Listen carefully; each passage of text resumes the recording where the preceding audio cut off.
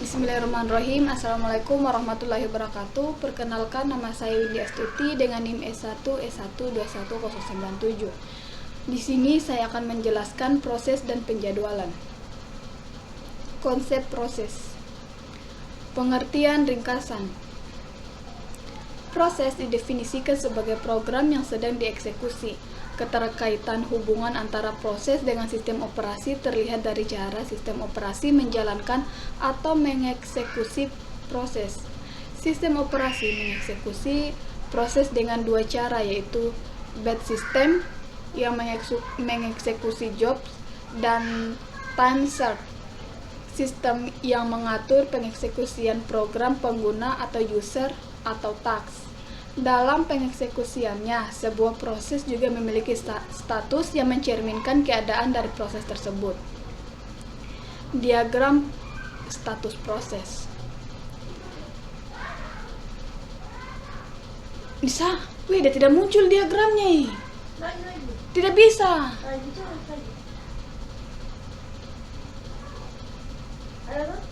Oh, dia terakhir kah? Dia tuh pas munculkan diagram status proses, dia tidak muncul sebuah proses dapat memiliki. Dia menjelaskan dulu pada masuk gambarnya. Ih, bangku tak betul ini barangnya. Sedikit tapi membagongkan. Assalamualaikum warahmatullahi wabarakatuh. Perkenalkan, nama saya Windy Astuti dengan NIM S1S1210097. Di sini saya akan menjelaskan proses dan penjadwalan. Yang pertama, konsep proses. Pengertian ringkasan. Proses didefinisikan sebagai program yang sedang dieksekusi. Keterkaitan hubungan antara proses dengan sistem operasi terlihat dari cara sistem operasi menjalankan atau mengeksekusi proses. Sistem operasi mengeksekusi proses dengan dua cara, yaitu batch system yang mengeksekusi job dan time served system yang mengatur pengeksekusian program pengguna user atau task. Dalam pengeksekusiannya, sebuah proses juga memiliki status yang mencerminkan keadaan dari proses tersebut. Diagram status proses. Sebuah proses dapat memiliki tiga status, yaitu running, waiting, dan yang ketiga ready. Terdapat dua status tambahan, yaitu saat pembentukan dan terminasi. Yang pertama new, yang kedua terminating. Berikut adalah diagram proses. Proses control block.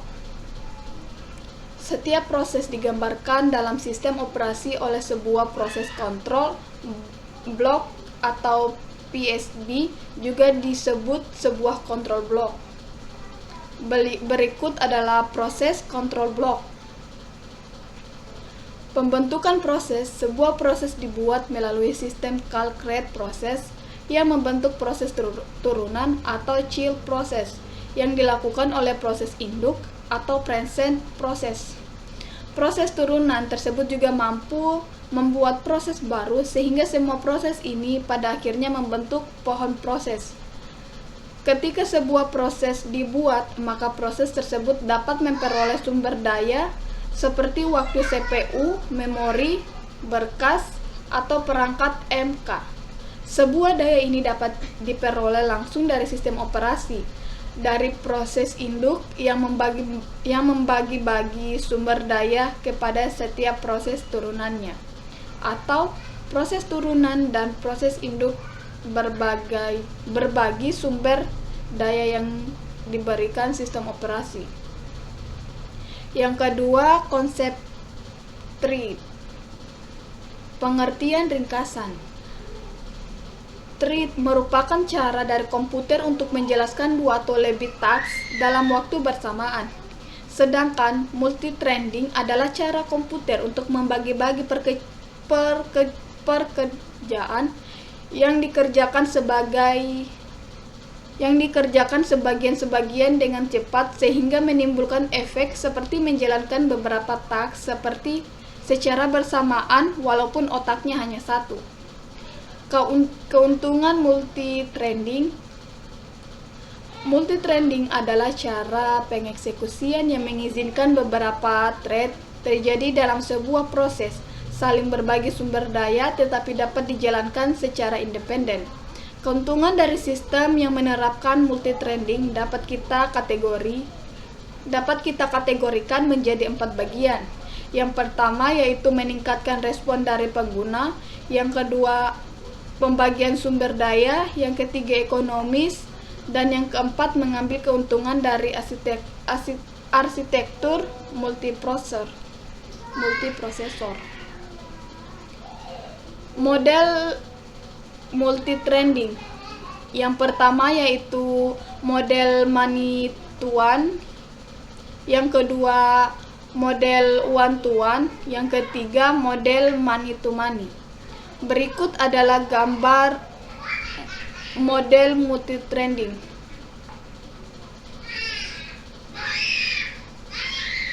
Pembatalan thread, tugas untuk membatalkan thread sebelum menyelesaikan tugas. Pembatalan thread terdiri dari 2 jenis. Yang pertama, asynchronous conselection, yang kedua, deferred conselection.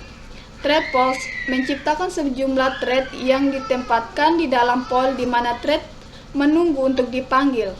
Thread scheduling ada 2 macam, yaitu yang pertama local scheduling, yang kedua global scheduling.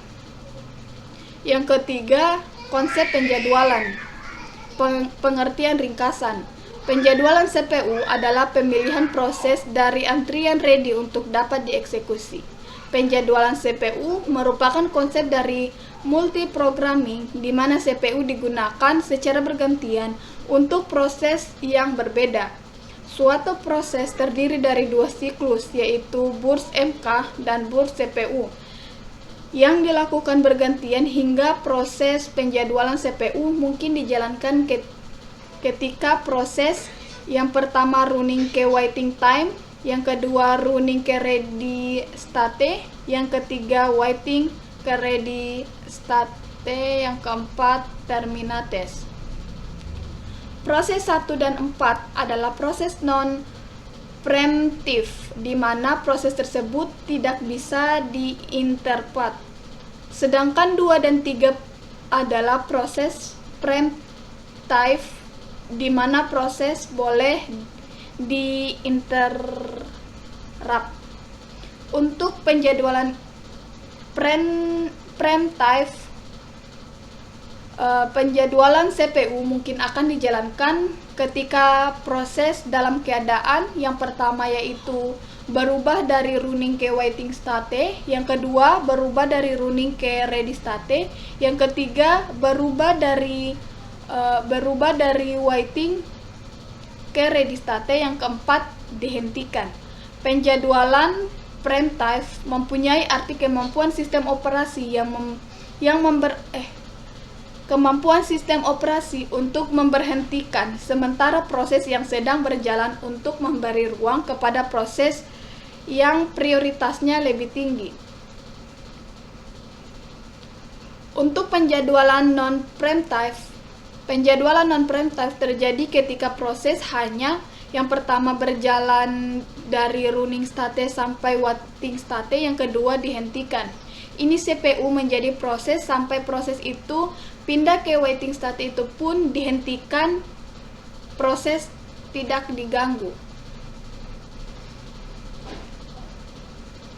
Dispatcher. Komponen yang lain yang terlibat dalam penjadwalan CPU adalah dispatcher.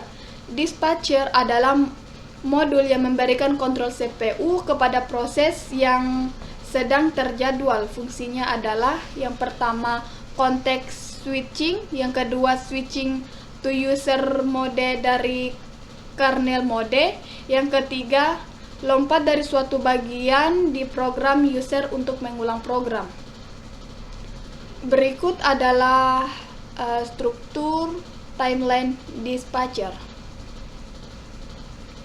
Dalam menilai baik atau buruknya suatu algoritma penjadwalan, kita bisa memakai beberapa kriteria, diantaranya CPU utilization, throughput, turnaround time, waiting time, dan response time. Algoritma yang baik adalah yang mampu memaksimalkan CPU utilization atau throughput dan meminimalkan turnaround time, waiting time, dan response time.